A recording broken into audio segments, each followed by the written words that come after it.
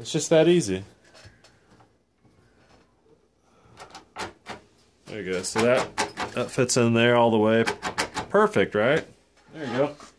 Now, you take the lock on the outside where you want the outside to be.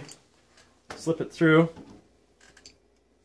I'm going to have to flip it this way. Or does this rotate? Okay, so I like to have that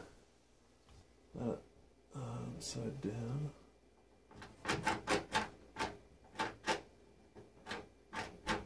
Okay, so this can only go one way. There's a groove side. So we'll put the groove side through here.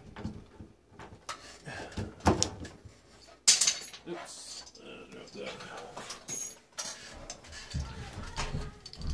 This side, you can see where the groove is and there's a hole.